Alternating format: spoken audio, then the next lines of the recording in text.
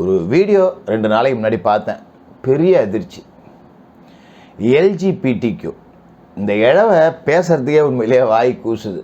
இந்த தமிழ்நாட்டில் நம்ம திராவிட மாடல் ஆட்சியில் இந்த கன்றாவியெல்லாம் பார்க்குறோம். உலகம் முழுக்க கலாச்சாரத்தை சீரழிக்கக்கூடிய வேலைகள் நடக்குது. இதையெல்லாம் கூட தொலைங்க. உண்மையான தமிழர்கள், தமிழை நேசிக்கக்கூடிய தமிழர்கள், உலக அளவில் தமிழன் அப்படிங்கிற ஒரு இனத்திற்கு பெருமை சேர்க்கக்கூடிய தமிழர்கள் ஈழத்தமிழர்கள் தான். இதை மறுக்கவே முடியாது. இன்னைக்கு உலகம் முழுக்க தமிழை கொண்டு சேர்த்தது என்ன மாதிரி இந்திய தமிழர்கள், தாயக தமிழர்கள் கிடையாது. ஈழத்தமிழர்கள் தான் தமிழை கொண்டு போய் சேர்த்தாங்க. தமிழனுக்கான பெருமை அப்படிங்கிறத உலகம் முழுக்க கொண்டு போனது அவங்க தான். இதை மாற்று கருத்தே கிடையாது. அப்பேற்பட்ட தொன்மை மிக்க ஒரு இனம், பாரம்பரியம், கலாச்சாரம், பண்பாடு, இது எல்லாத்துலேயும் நம்பர் 1 இருக்கக்கூடிய ஒரு இனம்.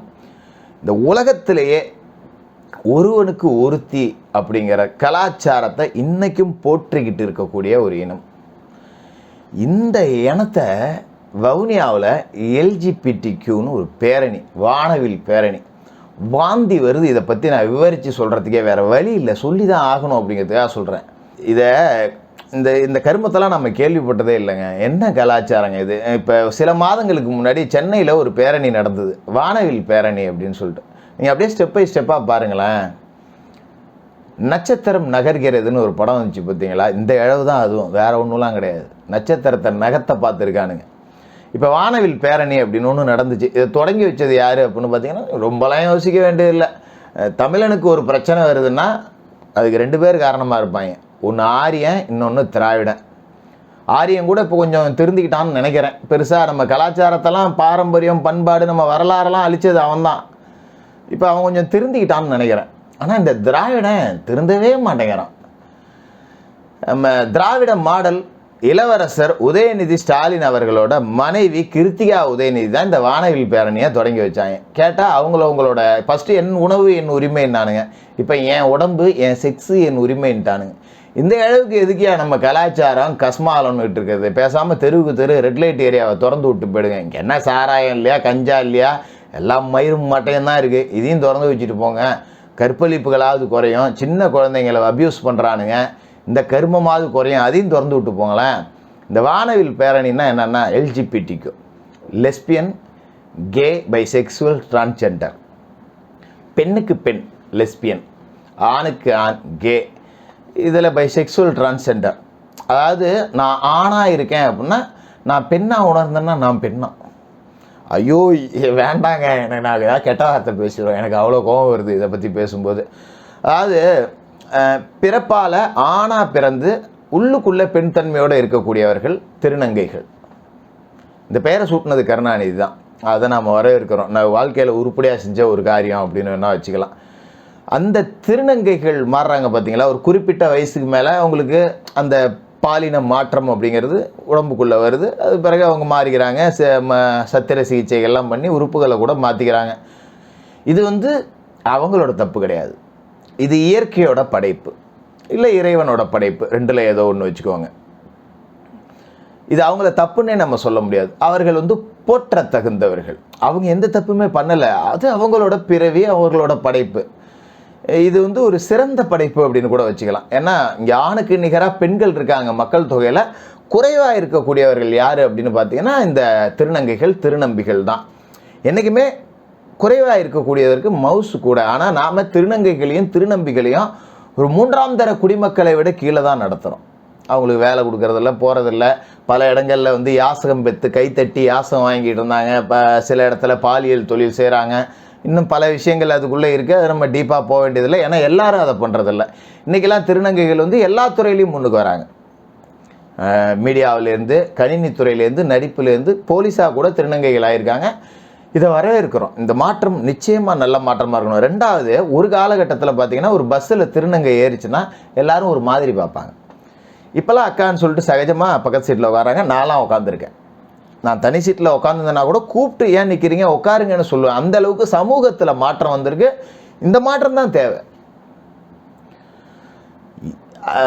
ஆனால் இதே திருநங்கைகள் ஒரு காலகட்டத்தில் விடுதலை போராட்டம் நடந்துகிட்டு இருக்க காலகட்டத்தில் ஈழத்தில் திருநங்கைகள் இருந்தாங்க. ஆனால் அவங்க வெளியில் வரவே ஒரு மாதிரியான கூச்சப்பட்டுக்கிட்டு எங்கேயோ பதுங்கி தான் இருந்தாங்க. பெரிய அளவில் அவங்கள வெளியிலே பார்க்க முடியாது. இது அவங்க தப்பு கிடையாது. இது இயற்கையோட படைப்பு, இறைவனோட படைப்பு. அப்படி இருக்கும்போதே அவங்க கொஞ்சம் ஏதாவது சொல்லுவாங்களோ போவாங்களோ அப்படிங்கிற அவங்களுக்குள்ளே உண்டான ஒரு காம்ப்ளெக்ஸ். அதனால் அவங்க வராமல் இருந்தாங்க. இன்றைக்கி எல்லாருமே வெளியே வந்துட்டாங்க, சந்தோஷம், வரவேற்போம். ஆனால் இந்த மாதிரி கலாச்சாரத்தனத்தெல்லாம் நம்மளால் பொறுத்துக்க முடியாமல் கெட்ட வார்த்தை வாயில் வர்றதை தடுக்க முடியல. எல்ஜிபிடிக்கு அதாவது என்ன இழவுங்க இது, ஆணுக்கு அனுப்பி இயற்கைக்கு முரணாக உறவு வச்சு இன்னும் எத்தனை வியாதிங்க எங்கே கொண்டு வர போகிறீங்க? HIV மாதிரி நீ எத்தனையோ மேலை நாடுகளில் கூட இந்த கருமெல்லாம் நடக்கலையா? நீங்கள் கனடாவை எடுத்துங்க. ஒரு காலகட்டத்தில் இந்த கார்லேயே நடக்கக்கூடிய பலான சமூகங்கள் மேட்டர் அப்படிங்கிறதெல்லாம் போலீஸ் பிடிச்சி ஃபைன் போடுவாங்க நிறைய மேலை நாடுகள். இப்போல்லாம் அதே சட்டப்பூர்வமாக மாற்றிடானுங்க. உலக அளவில் கலாச்சாரத்தை கற்பழிக்கிறானுங்க. இதுக்கு மேலே அந்த வார்த்தையை நான் என்ன பயன்படுத்தி தொலைகிறதுனே தெரியல. இது ஒரு கலாச்சார கற்பழிப்பு.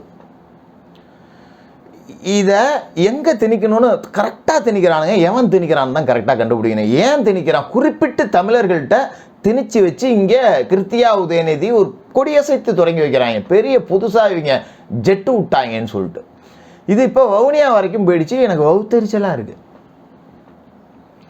என்ன காரணம்னா உலகத்திலேயே உணவு, உடை, பழக்க வழக்கம், நாகரிகம், பண்பாடு, விருந்தோம்பல், கலாச்சாரம் இது எல்லாத்துக்குமே தொட்டில் அப்படின்னா தமிழன்தான். கெத்தாக சொல்லிக்கலாம். இவங்கிட்ட கொண்டு போய் இந்த கருமாந்தரத்தை திணிச்சிட்டின்னு வச்சுக்கேன், உலகத்திலே ஈஸியாக பரப்பிடலாம். யோ தமிழனே ஒத்துக்கிட்டான் நீ என்னையா அப்படிங்கிற மாதிரி அப்படியே பிரித்து பிரித்து பிரித்து பிரித்து மேய்ஞ்சிருவானு. என்ன காரணம்னா நம்ம நிலத்தை இழந்துட்டோம், வளத்தை இழந்துட்டோம், நம்மளோட ஆட்சியை இழந்துட்டோம், நம்மளோட ஆளுமையை இழந்துட்டோம், நம்மளோட பெரிய தலைவர்களை இழந்துட்டோம், மாவீரர்களை இழந்துட்டோம். மிச்சம் மீதின்னு உங்ககிட்ட இருக்கிறதே உன்னோட பாரம்பரியம், ஒழுக்கம், பண்பாடு, கலாச்சாரம். இந்த இழவு மட்டும்தான்டா. அதையும் பிடுங்கணுன்ட்டு தான் இந்த மாதிரி வேலைகள்லாம் நடக்குது.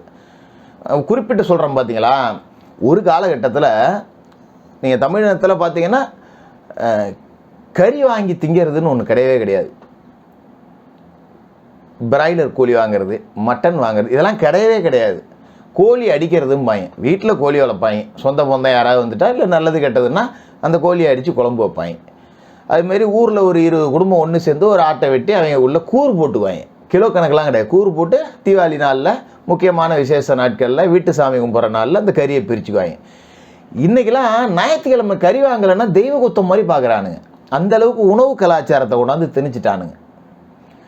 சண்டே கறி எடுக்கலைன்னா அவன் பிச்சைக்காரங்கிற நிலைமைக்கு மாறிடுச்சு. அவன்கிட்ட கறி எடுக்க வைக்கல, காய்கறி தின்னுட்டு இருக்கான் ஞாயிற்றுக்கிழமை எதுமா அப்படிங்கிற அளவுக்கு நம்மக்கிட்ட உணவு கலாச்சாரத்தை மாற்றியாச்சு.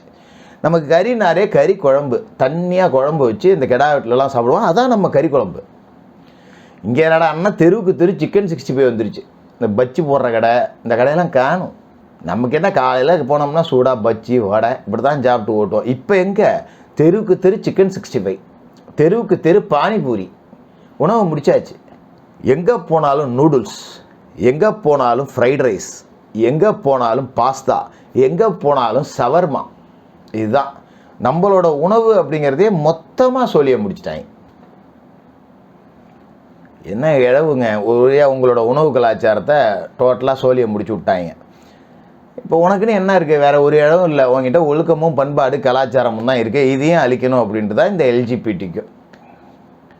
நான் உட்காந்து பேசுகிறேன்னா புலம்புறேன்னானே தெரியல சத்தியமாக எனக்கு. நான் புலம்பிக்கிட்டு தான் இருக்கேன். இன்றைக்கி பேசவே இல்லை. நான் அதை வீடியோவை பார்த்ததுலேருந்து ஒன்றுமே எவன் செய்கிறான், என்ன இழவுக்கு செய்கிறான் சத்தியமாக எனக்கும் தெரியல.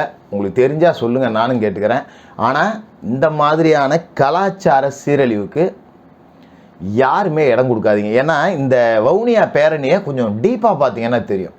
அதில் வந்திருக்க எல்லாருமே மூஞ்சம் மறைச்சிட்டு வருவாங்க நிறைய பேர். நீ பேரணிக்கு வரேன்னா அங்கே ஃபோட்டோ எடுக்கப்படும், வீடியோ எடுக்கப்படும் அப்படின்னு தெரியுமா தெரியாதா? நிச்சயமாக தெரியும். நீ அங்கே வந்து மூஞ்சம் மறைக்கிற அப்படின்னா நீ கௌரவமாக திறந்து போட்டே வரலாமே. நீ தான் பெரிய என் உடல் என் உரிமைன்னு கிழிக்கிற புரட்சி திங்களாச்சே, ஏன் மறைக்கிறீங்க?